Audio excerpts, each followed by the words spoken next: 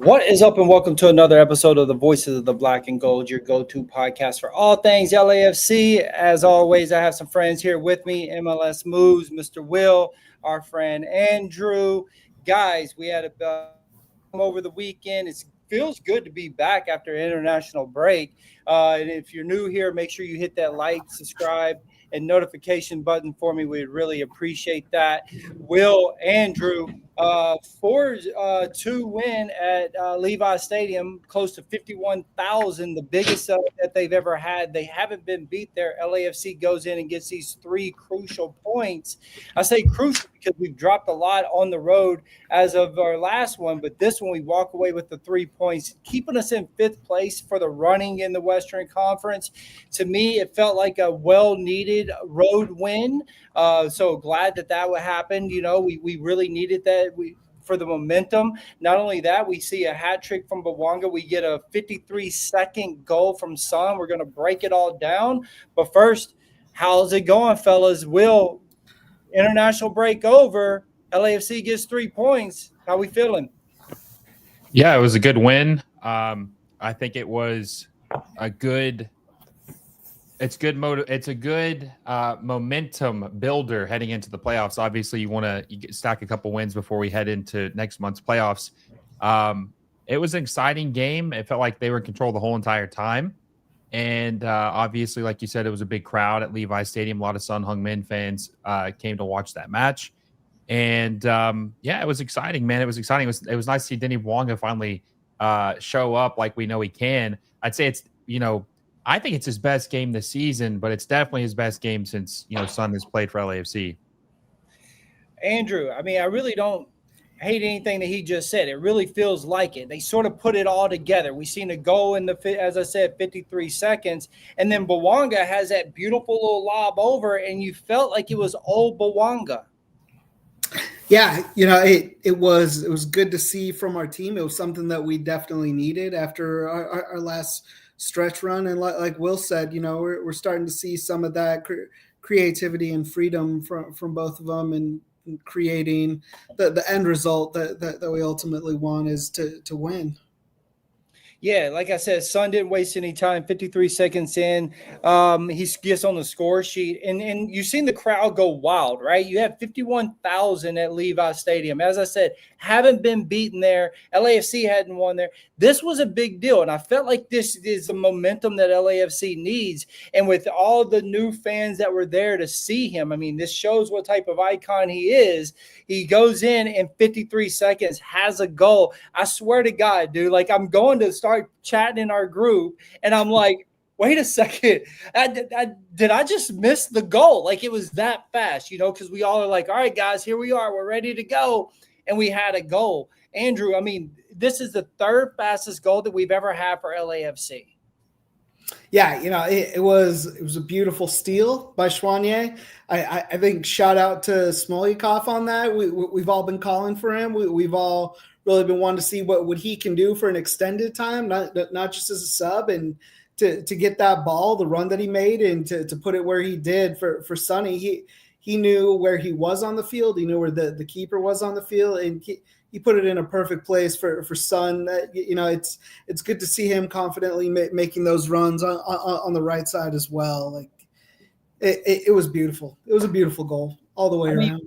I mean, we have talked about Smalskopf a lot over on this show, and I'm a huge fan of his, Will. And it's very true. This young cat getting the start over Hollingshead puts it in the right spot, but it all started with Mr. Delgado, someone who I felt like has fell off towards the end of this half. This end of this half of this season. I haven't been really impressed, but that run all started with him. He gets it to Smalskopf. Smalskopf finds Son right away. And again, within 53 seconds of the start of the game, like that's pretty impressive that this kid has that ice in his veins already, that he could pass to a legend like a Son, put in the right spot to boom, get that goal to start off the show. Yeah, I think Smalskopf looked really good in this game, especially in the attack. And I'm really liking the 5-man back line. I think it really helps, especially because Smalskopf and Palencia might be the best tandem in the league, especially in the attack. Very good at crossing balls and just setting people up. I like both of them. But yeah, it was a beautiful pass, perfect. I described it as putting it on a platter for Son Heung-Min, probably one of the easiest goals he scored in a very long time. I think maybe Andrew could have scored that one, right? It was right to him. I mean, it was. Hey, if anybody puts the time on you like that, Andrew, you're scoring it. And you know what, Will? You just said something that's going to make me go off script. As you guys know, I always have everything written down. But this is a good point. Last time we were here, Andrew, you and I were talking about if they did put the back line, Smalskopf and Palencia, are they going to be able to get back in time? We've seen a lot of that. To Will's point, the 5 in the back, sort of the old school Bob Bradley ways where we see Palencia and Smalskopf really high at times, but then are able to sort of differentiate. Whenever one is real high, the other one's a little bit further back, vice versa. We've seen a lot of that, and it looked like it worked.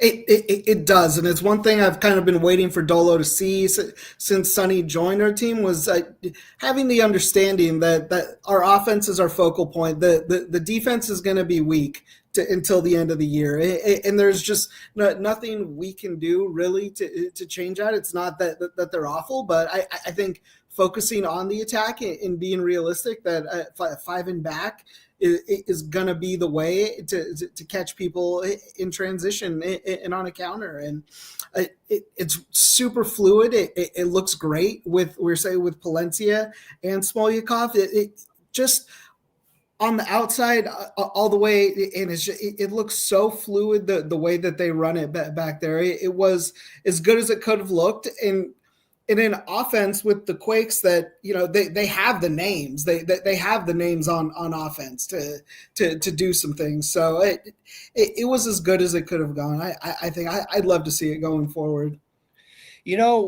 Will, we've been very critical of Dolo, all of us, right? We're all Dolo out. However, to see him make these changes now, we're welcoming, right? I mean, to your point, it showed on the thing that Tillman was going to be up top. And at some points, you've seen him up top with Son and Bwanga. And to be fair, it actually looked pretty good. I was concerned. I'm like, wow, we're going with Tillman over Martinez or whomever. But it worked at points. And you're like, okay, so then you see Tillman fall back a little bit. Even at some points, you've seen Son come a little deeper than what we wanted, but you see the Palencia and the Smalskopf up high. It was more of the old school. And as Andrew was just saying, it really flowed a lot better. We weren't getting stuck in the middle as much, trying to find someone to be able to facilitate. You were seeing those balls actually get up to the front 3. No, I agree with that. I was a little confused at first when I saw the lineup, because the way they had it listed as a 4-3-3, like you said, with Tillman playing on the right side, but it was more like the 5-3-1-2.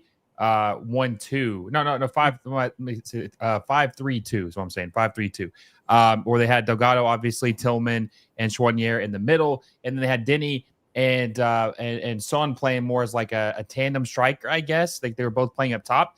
But I mean, it worked. It looked really good. And also, like I said earlier, having Smolyakov and Palencia being able to push forward and just get some crosses in. Last year, when Giroud was here, we saw that was an issue, that they really didn't have a lot of the crossing game. I would have loved to see what would have happened with this team last year if they had played a formation like this, what could happen. But hey, better late than never, right? So I am glad that Dolo did make an adjustment or change something that could work with this team. And also, Tafari, I don't think he's that good of a defender. I think he's been a liability a lot this year. But what's cool is that with this back line of playing with 5, I feel like it covers some ground for him and helps him out to where you don't put him in a vulnerable position. So I think that this is effective. I think there's actually a couple MLS teams that are starting to do this. I think we're about to see the back 5, or some people say a 3-4-3. That it just depends on the way you look at it. But I think this is going to be more popular, and I think it works well. So I think that this could be what really helps catapult LAFC and help them make a late push.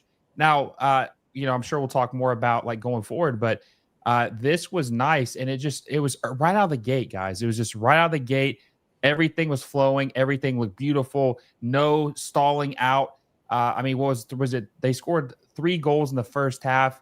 I mean, it was beautiful. I mean, what more could you? It was exciting, right? When's the last time we watched an exciting LAFC match? I mean, listen, we've only had one game that we've had 4 goals, and that was against Seattle, which, before we were used to having 3, 4, and 5 goals. Yeah, we've had quite a few games with 3 goals, but we've only had one with 4, Andrew. We were talking about that with me, you, and Tony, right? Like, man, we need more goals of 4 and 5 and 6. I mean, everybody wants that, but LAFC this is something we have done throughout our seasons since our existence. So this is one of the first years that we haven't had many of those games. And to Will's point, it felt good because it was straight out of the gate. Yeah, I'm gonna go ahead and get my Dolo jab out of here. Just rip the Band-Aid off in this show.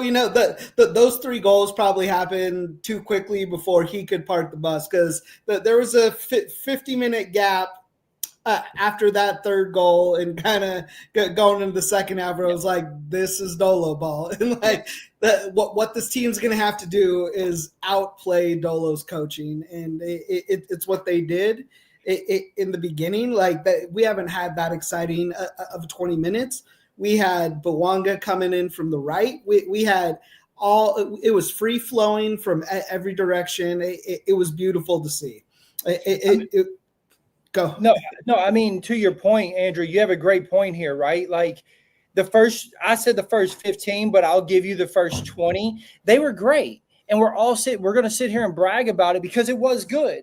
But the rest of the game, to be fair, was quite boring. It was a park the bus. It wasn't really that flowing. We didn't create a bunch of chances. All of our chances came in that first 20 minutes. So I don't think you're far-fetched from saying, yeah, it was before he parked the bus. I agree with you. And I think we even talked about it in the chat. Like, what happened? Why do we do this? Why do we score 3 and then just take our foot off the gas and completely start just sitting back?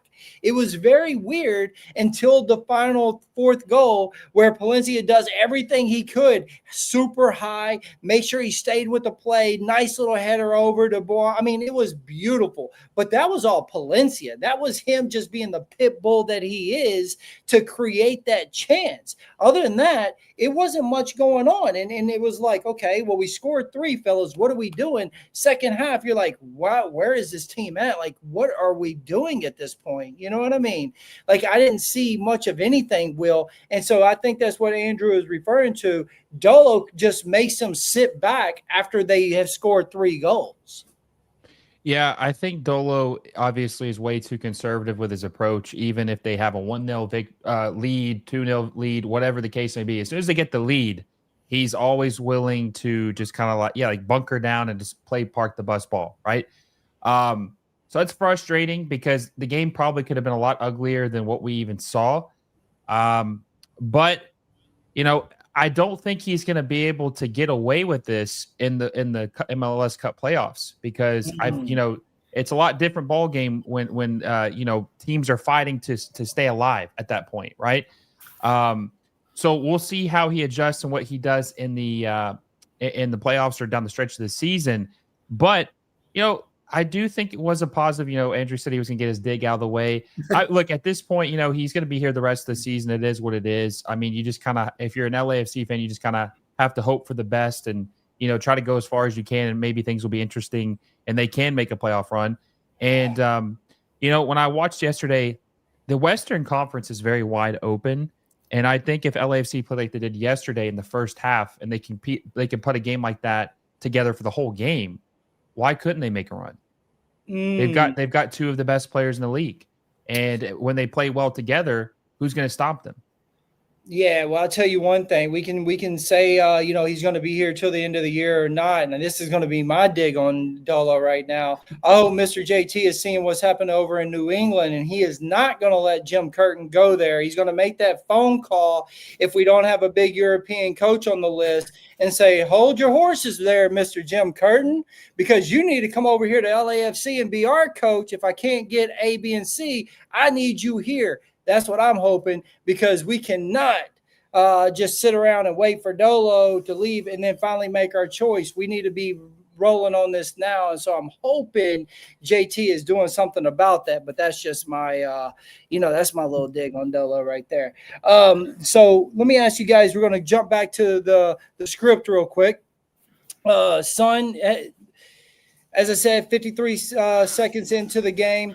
Has he already justified the hype around him? As I said, close to 51,000 fans there, mostly Korean new fans that never came and watched an MLS game at Levi Stadium, showing up for the big games. Has he already justified all the hype that he has brought to MLS in this 5 games that he's been here, Andrew? I believe he has. I believe he is – fits the bill of the lofty expectations on and off the field as a person in leadership and in what he's creating on the field as well. I know there's a lot of new fans that aren't is happy that he's maybe not be scoring as much as they like him to, but him and Bwanga are really creating some magic up top, and it has to be appreciated for what it is. I definitely think like this is scratching the surface. I think once this team has a mentality of a killer instinct, like it's going to be watch out for the league. This isn't like Messi coming in at 38 and being a show pony for a few games a year. That this is someone who's going to play for a solid amount of time in this league, and I completely feel that he has filled these lofty expectations that were given. Will, do you think that Son's arrival has raised LAFC's global profile as much as expected?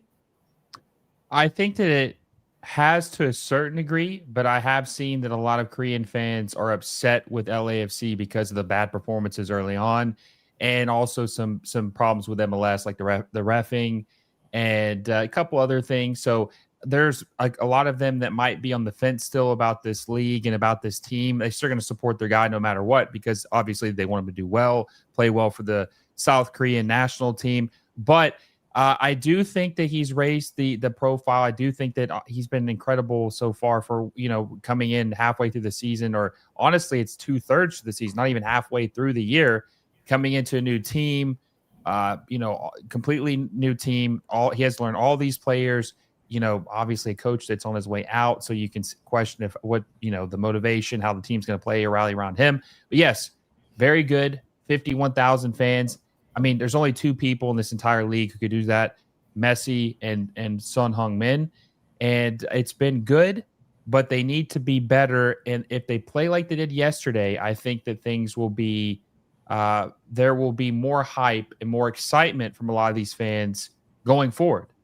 So, yeah, I do. It has been great for the league, and I'm excited to see what he does in the playoffs and what they do, because that will really see what kind of impact he can have and like how much excitement when the games really, really matter.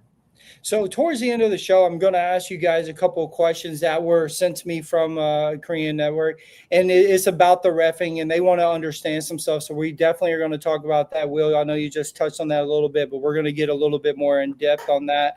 But we got to talk about Bwanga, right? He has a hat trick at the 10th, at the 12th. He scored at the 10th minute, 12th minute, and at the 87th minute. Bwanga now has 93 goals. He's now tied Vela. But he did it at a faster pace. He has 143 games versus 186 games. So is this the passing of the torch? Has Bwanga now took the GOAT status for LAFC, Andrew? I think for the fans that have been here for a little bit, I think it's a very exciting moment. And I think it's a very exciting time that it should not be discounted. I for those who are new, I have been a diehard Carlos Vela guy since he's been in this league, and I have always felt nothing could top what he brought to our team. But I have to give Bwanga credit for what he's done and had this torch passed and what he's done in this league, and he deserves every bit of praise that he's getting for it. Sometimes the ball doesn't go in, but when he's on fire, he's electric. He's one of the best players on this team, and he's a dog. He will go the full 90 if Dolo will let him, and he'll do it on a 3-game week. He'll fly internationally. If you guys remember last League's Cup, and he flew 17 hours after playing for Gabon, came back to play in League's Cup against Juarez and lit them up. Like he's a great person. He's great for this team, and I hope everyone starts to see what the symbiotic relationship that him and Sonny are going to potentially have. I think it's great. I'm so excited for Bwanga in breaking this record. I agree with you. I think that we're starting to really see what his and Son's relationship is out there. It felt really connected this last game. I know that sounds a little weird, but you could see it on both of them. Like their spacing, they weren't crowding each other. They weren't in the same space. Yeah. They were more spread out this time. And maybe that's because of the way that we were talking about with the lineup, to Will's point, how they had, really mostly the two up top. And so they were owning their own zone in a way.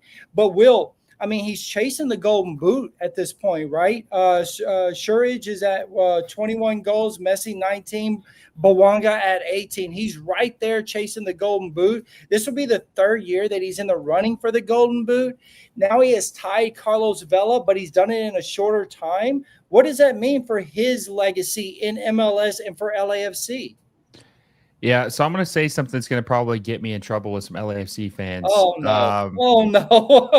So here's the thing. Not here, right?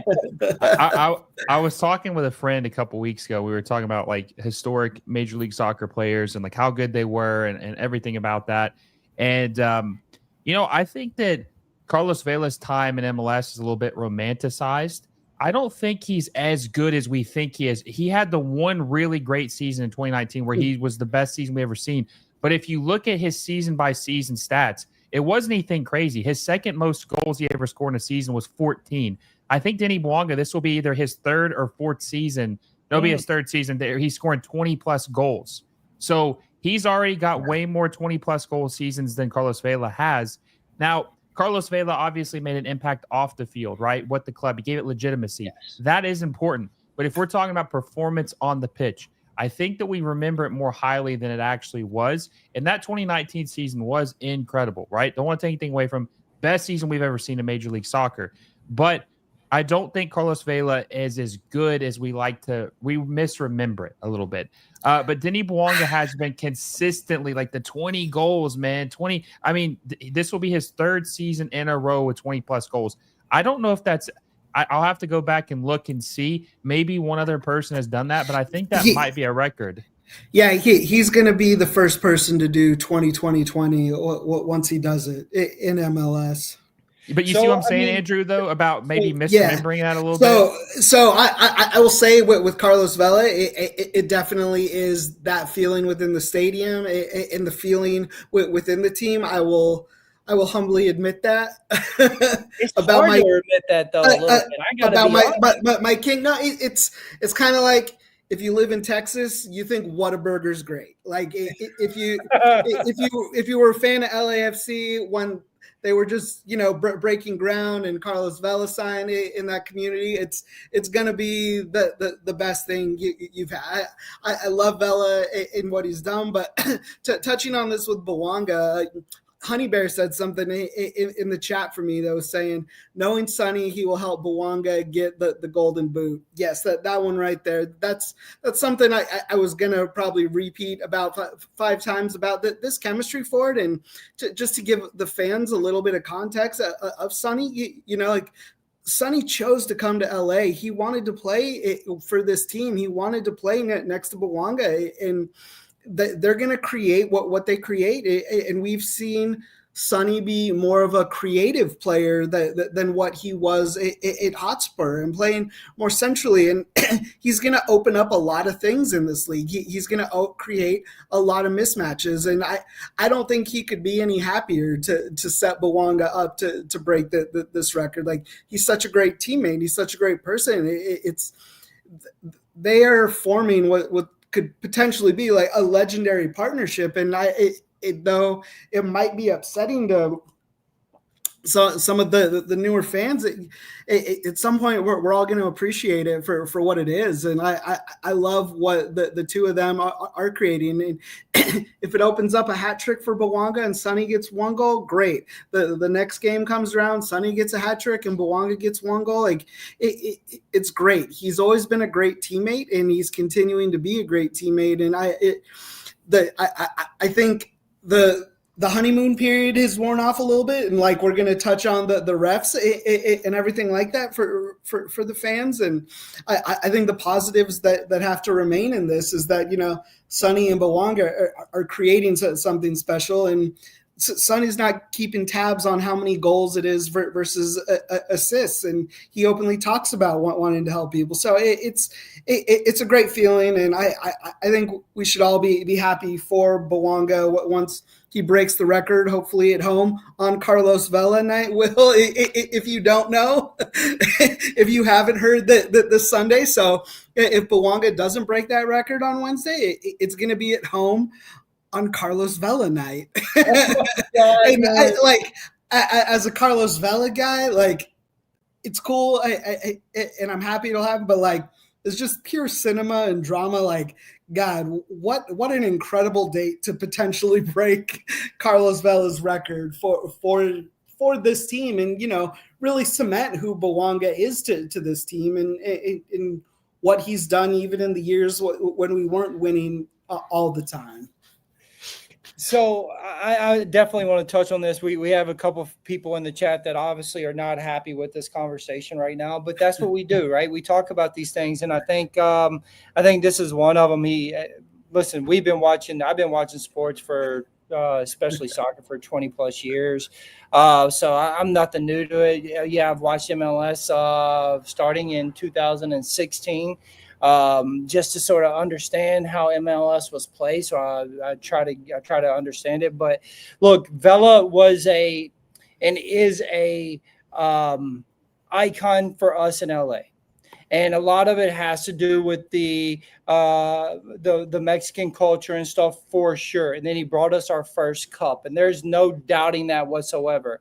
But what Will is saying, there is facts too. We cannot deny it. The numbers don't lie.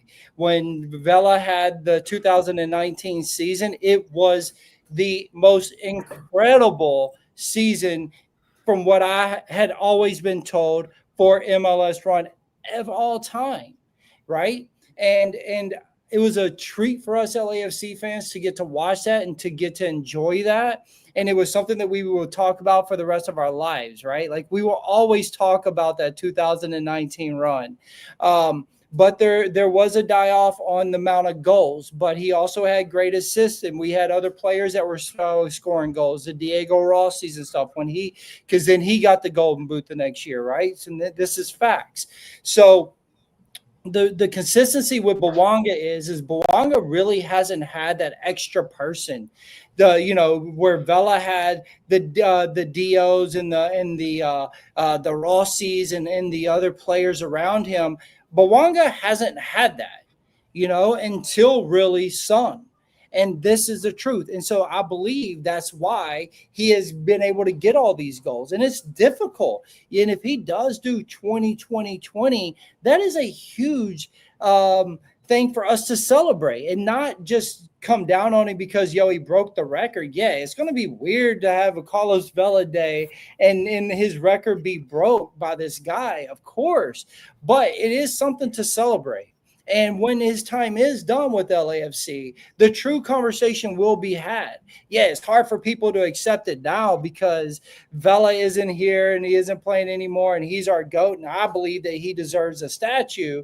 But when it's done with Vela, with Bwanga, we're going to talk about how he had 20 games or 20 goals in the 3 seasons, and we don't know what he'll do after. And it's something that all of us will be like, well, where does his statue stand? Like, does he get one? What is he alleged? These are things that we will have a discussion on being hardcore LAFC fans. And I think it's a good conversation to have, I feel like it's the right thing to talk about, right?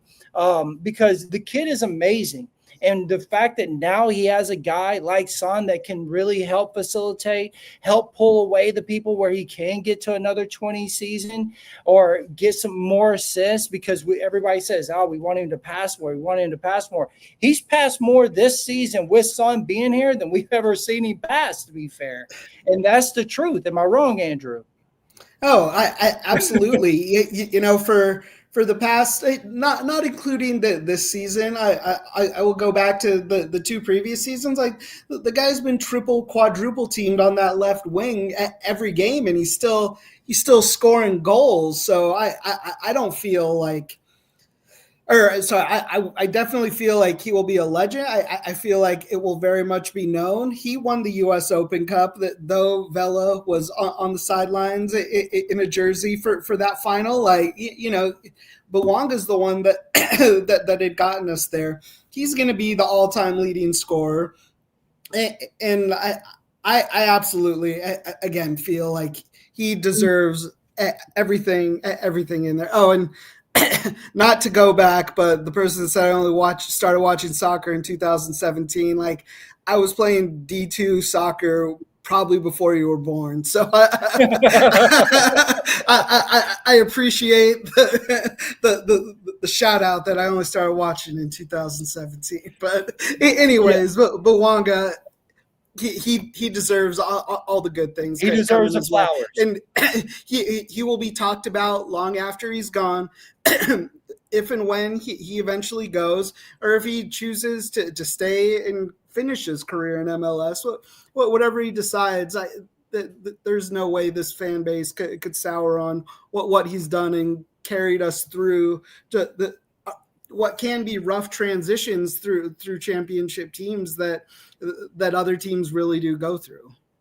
Absolutely. Will, you got anything to add about only watching since 2017 and that we really don't know too much about the game? Well, I started my account in 2016, so that'd be crazy if I started before I even started watching soccer. But yeah, I think that it is kind of funny people say that as a dig. I mean, some people did start watching a couple years ago, but that doesn't mean you can't know the game or study it and be educated on what's going on. So I don't really understand why that's, why people say stuff like that, but it is what it is. Denis Bouanga, I wanted to touch on him just real quick because the three 2020 seasons is very impressive. My big criticism with him has never been that he's not good. It's more about him not delivering in big moments in games because of how good we know he is. That has always been my biggest criticism of him. And I just hope that if even with as good as he is in how many goals he scores, we need to see him doing this when it matters most. Because at the end of the day, stat padding doesn't matter if you're not winning rings. And he's only got the one championship in the half season he was here. And, Son Heung-Min can't do it by himself no matter how good he is and what he does for this team. He needs Denis Bouanga to be there and support him, be his Robin, right? And we'll see if he can do that. But I think maybe with their friendship that, like you said, Nick, that they haven't really had a player like this next to him because Carlos Vela was kind of washed at that point, if we're being honest. Giroud didn't pan out because the system didn't fit his style. and we'll see if maybe this tandem can be something special and do a lot of historic things for this club. I like this question. Again, we're going off script, but who is your LAFC Mount Rushmore, Andrew? Whew. Carlos Vela. Carlos Vela, without a doubt. I firmly believe Bwanga needs to be in there. I would say going back, like post Bwanga, if I want to be the popular guy with all the famous players, I'll throw Chiellini and Bale on there just for the impact of what they had. I do believe Diego Rossi also deserves something along those lines in there. I would sub out Bale. I think Giorgio Chiellini playing for our team, as we've agreed to, I think it was one of the most underrated things that happened in MLS while he was here. And there's just no person you could bring in that would impact. I would compare that to what Sony is to us, is that like there's no like for like comparison you could bring. And of course, Chiellini was, I believe, 38 when he came. So I'm not saying they're exactly the same, but there was nobody else like him playing in the league. There'll never be a defender really, like that'll agree to come to this league and just get stampeded by the MLS offenses every week. So you have Vela, Diego Rossi, Bwanga, Chiellini. And that's it. I agree with that. If we're going to go five, that's my four. Well, Will, what do you think? Do you have anyone different that you would add or take away on there? Yeah, I think I would because I would go more about impact on the field, not necessarily off the field. Chiellini obviously did a lot in a leadership role, and I think he helped his club elevate its profile internationally by promoting it, selling it, telling people to come here. If I had to put mine just based on performance, like the four best players I've ever seen for LAFC, I'd go Denis Bouanga, Carlos Vela, Diego Rossi, and drumroll please, my fourth would be Matty Bogusz, because I think he was incredible when he was here. Incredible when he was here. Yeah, that's a great call. That is a great call, but this is my problem. Man. He was so good. He was their best player last year. He was their best player. I mean, he was incredible. No, he was. He and you can't take that away. If we can make five, I think we have to throw Bogusz in there. But this is my problem with that: is Giorgio wasn't just off the field though, right? Like he was the conductor, bro. Like think about it. We don't get to that playoff without Giorgio Chiellini. We don't make that run and win that cup without Giorgio Chiellini. Like we don't. That and like I said, his impact was incredible. The problem was he just didn't play enough games here. I think he only ended up playing like 30 games. And when you think about it, that's just not. And look, I love Giorgio Chiellini. I'm a Juve fan. I love him. He's one of the best. He might be arguably top 4 defender of all time, center back, right? But he just didn't play enough to where you can say, yeah, this guy is on the Mount Rushmore based on what he did on the field. Now, he is important, though. Like, you can't say he's not important to what they did. But Matty Bogusz was, you could argue, maybe even the best player for a year and a half. And losing him, I thought, was detrimental. I was upset when they sold him to Cruz Azul. I just think Matty Bogusz was – a lot of fans realized how good he was, but they didn't realize how bad they would be without him. And we saw that this year, and I think he's missed. I think he'd make this team better this year. I can't deny what you're saying, bro. I really can't. Like, I want to make a rebuttal to it, but you are speaking some facts right there. USA Soccer says Vela, Rossi, Bwanga, Sonny, and Crepeau. Look, I think Sonny will be on that Mount Rushmore. He will be eventually. Absolutely think that he will be on that Mount Rushmore. We are literally speaking of whom until this point. Son is going to make it. There's no doubt in this whatsoever. So don't hold that against us. We're just saying up to this point. Now, Crepeau is an interesting one to see on there, to be honest. Like I get the love for Crepeau, because again, we're talking about wouldn't win the game. He literally broke his leg to save us. and making it to the playoff. Like he got his leg broke. He was incredible in terms of command of that keeper box. You know, I loved what he brought. You and I, Nick, loved the dogs on the field, and he was a dog. If there was a fight going on the other side of the field, he's like full on sprinting to be in the mix of it, like full on sprinting, and will to defend anybody like that. So I could see why Crepeau could be on there as well. He says, "Would you break your leg to save the OPG?" Yes, I would. Okay, I would. I get it. You're making your point, USA Soccer. I mean, look, Will. I mean, he did break his leg for it. Crepeau could be on there. But I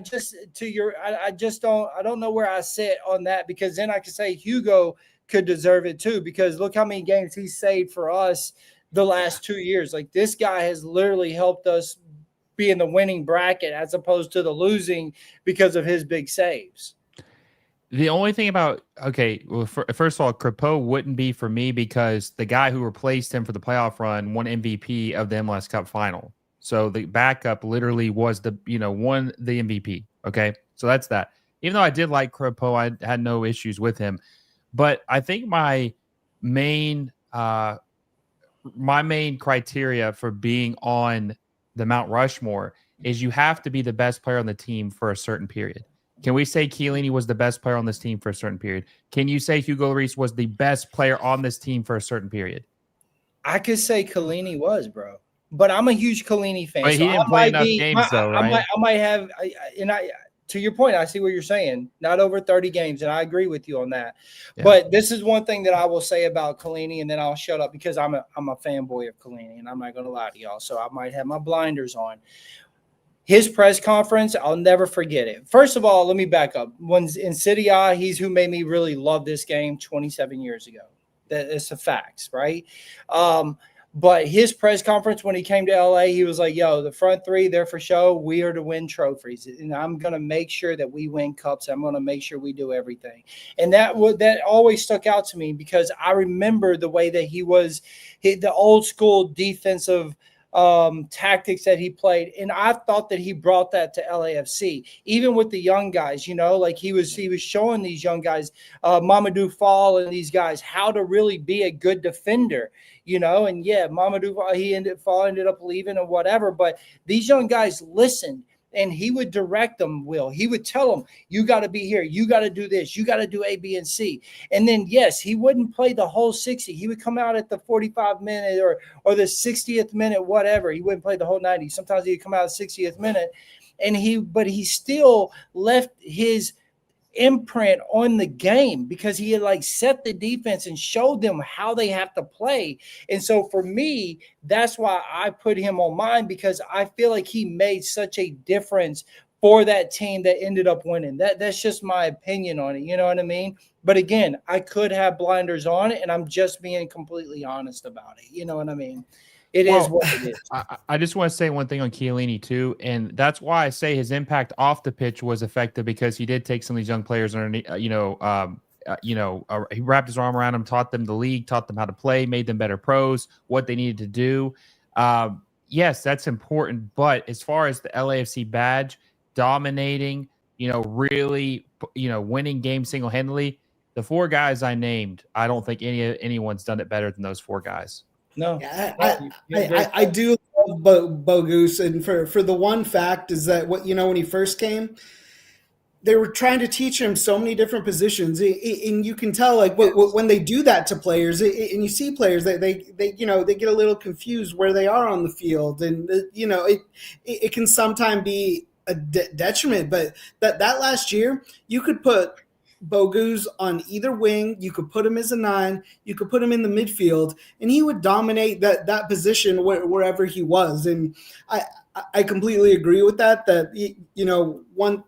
that last year he was one of the best players. He was untouchable. That him getting sold hurt. Like if it was gonna go to like back to Europe or something, I get it. But that Cruz Azul thing hurt. Like you could have sent Oliveira anywhere to me, and it wouldn't have impacted what that team was. But no, it hurt. It hurt bad. We did get to see the new guy, Moran. It's not Moran. Yes. It's not Moran. It's Moran. And that's been very clear. It is not Moran, and I've said that plenty of times. It's Moran. We got to see him. What did you guys think of his first? He came in at the 63rd minute or something like that. What did you think of his first appearance for LAFC? Will? Well, if he's really bad, I guess people are gonna start calling him Moron. I guess because I guess that's an easy one to mess up and call him that. I thought he was okay, but we've talked about, the second half was just so lackluster. I don't think there was really anything crazy that went on. I want to see what he does on his first full start, which will hopefully maybe be this weekend. With him coming on in the second half, getting 27 to 30 minutes in the first match. I think that he could definitely start, and then following game, that's when I will really judge him. He looked okay, though. I mean, I don't think he was bad, but it just really isn't fair because I don't think they were really trying to push the attack and play to his strengths in this match in the second half. No, I agree with what Will said, Andrew. We talked about it. From the highlights that we've seen, he's going to be a great facilitator. We didn't get to see much of that this game. I would like to see him get the start for this next game so we can actually really say, okay, this is what he can do. This is what he can do. But the little bit that I've seen, I didn't really mind. And I'm sort of liking the new changes as we've talked about. Smallskoff out there now in the back. We have Schwanye now. Schwanye looked a lot better this last game. And if we can get Moran in there now to be able to really facilitate, this is going to be a good thing. And I just said, well, you fucked me up on that one, man. I said it wrong that time. I've been thinking about this all day, and I don't want to sound like the Englishman because they say it wrong, and it infects all the podcasts. And now it's infected. But Andrew, what do you think?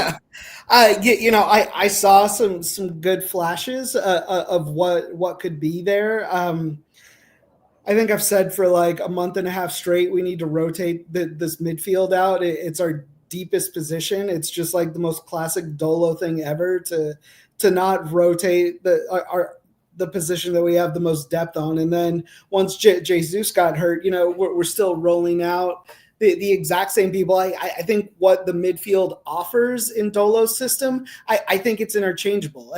And I think we deserve to see that. And another jab at Dolo, I'd like to say that the potential we saw from him in the little bit we did, I think every midfielder is going to kind of be held back by what this system is. So I'm not even saying his last name. I'm just talking that guy. I know his name's Andrew too, so I will go with that. But yeah, I truly think unless there's some sort of shift in philosophy, it'll be a little bit of a tampered down version of what any of this midfield could be. But, when Schwanye gets those extended minutes, he's able to show some flashes in there. And I'd love to see this young kid in there. I don't know when that Romanian winger is going to be coming in anytime soon, but I'd love to see him. I'd love to see Andrew get a shot on that right wing instead of Tillman maybe, but I just think this midfield needs to be rotated. I have for a very long time, and hopefully it'll freshen them up for the playoffs. But yeah. Okay, so we only have a few minutes left, so I wanted to talk to you guys a little bit about it. It's something that the Korean fans have really wanted to understand with the MLS, and they're talking about the refereeing. Okay, obviously we have more that we could have talked about, but this game. But I want to sort of cover this a little bit with Will and Andrew. They they're saying over the last 15 years they've never seen. We're actually speaking about the last game in Dallas, so of course this is 2 weeks later. I wanted to do a grade for what we've seen of Sun for the last four games, but with the international break and everything, my daughter's birthday, happy birthday, baby, I love you. Just didn't really get time to get that done. So I want to ask you guys so we can sort of cover for the people that are sort of new to it. And this is something that really bothers them, like really, really bothers them. And they want to understand why is it, right? They said that in the 15 years that they've watched him professionally, that they've never seen Son be so upset with the refereeing. They've never seen him go and complain during the game and after the game to this extent. And what do we take it from that? Like literally they want to know, like, is this normal? Is the refereeing this bad on a every game basis? And do players usually confront them this much because they've never seen him do this? So I thought we would talk a little bit about that. I'll let Will go first on this. Will, what do you think about the refereeing and about Son going and confronting the ref after a game the way that he did when this is completely out of his character? Well, if you've been following this league for a long time, refereeing has been historically bad in Major League Soccer. And of course, there's a lot of, fans, players who complain about refereeing in any league, in any sport around the world. Referees are imperfect, right? They're going to make mistakes. But Major League Soccer does feel like it is a little bit pedestrian, like it's a little, these people aren't even professional referees at some points. There was this one game this year where there was because I remember it was a female referee, head referee. And there was 5 or 6 occasions, I want to say it was in the Miami game, 5 or 6 occasions where she got in front of the ball and stepped in front of the player and just completely messed up the run of play. And I just thought to myself, how is this person the head referee in this match and they don't know where to be positioned during transition plays? They're getting in front. The ball hit her 3 times in one game because she wasn't paying attention to where she was at. Obviously, a lot of missed calls, a lot of, bad calls. The refereeing is really bad. And the sad part is even with VAR, they still somehow make some bad decisions.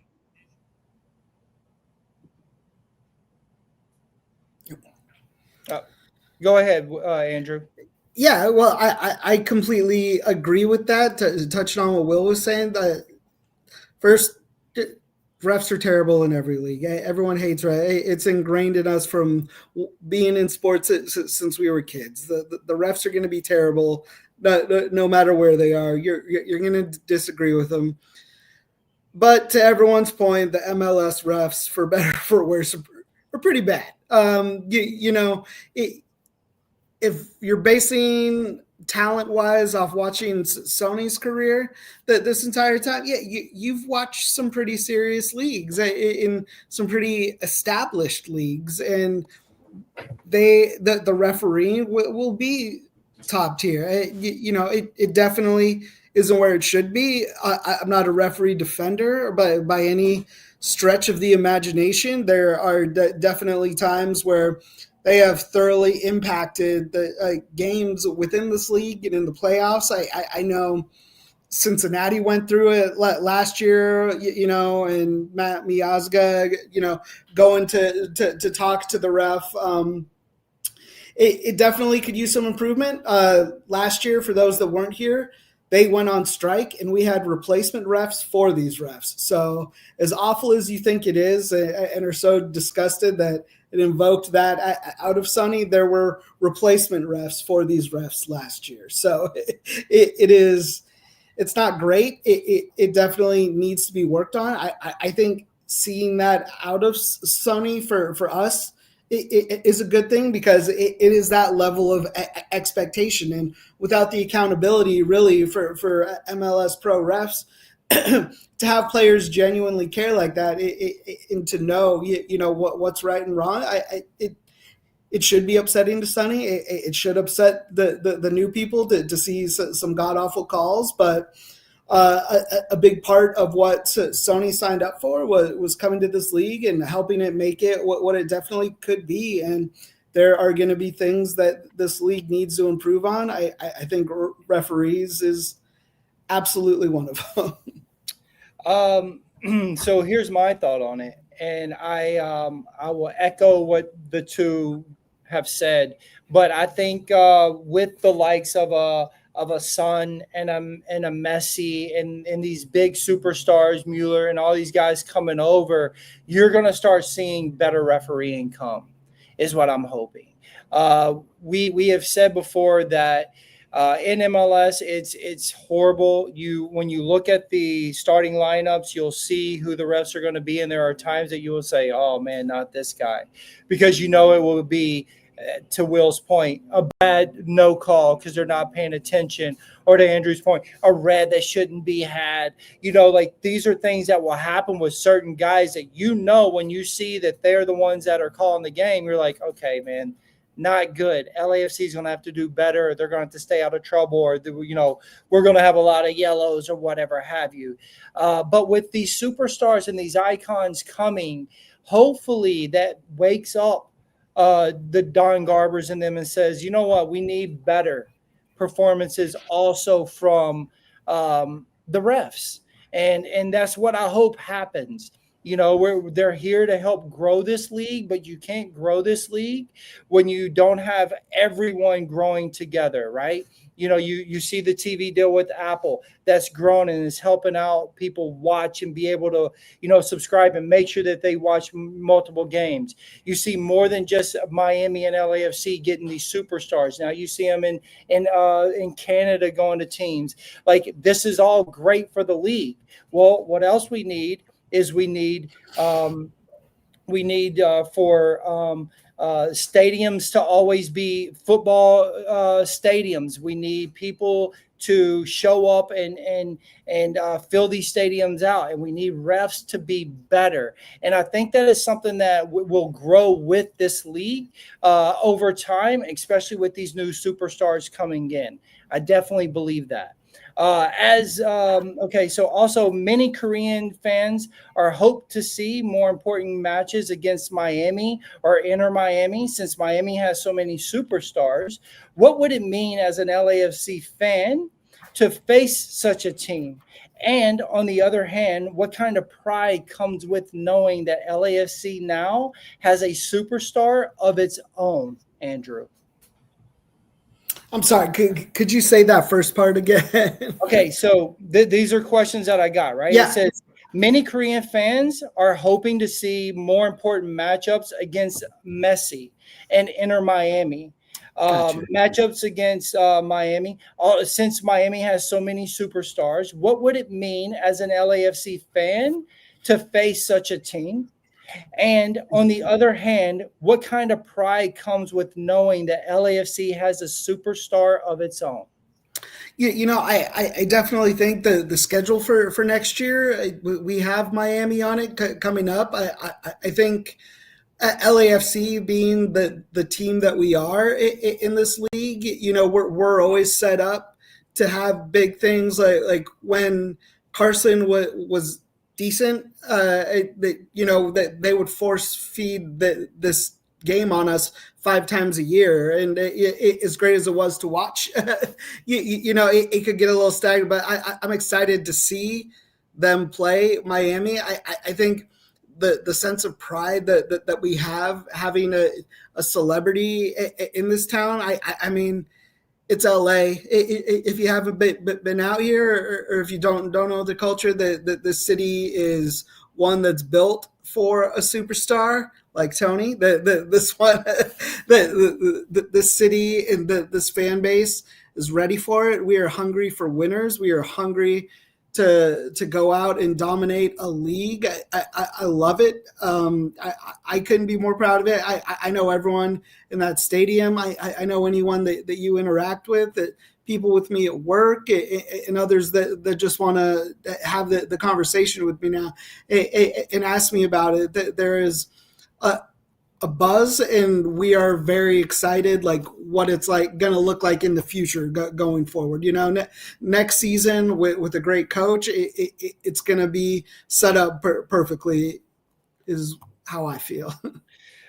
Tony, what's up? I'm going to get to you in 1 second. Will, what do you think about that, man? About what I said about LAFC having a match against Messi and Inter Miami with all the superstars, and what does it mean for LAFC having their own superstar of that caliber?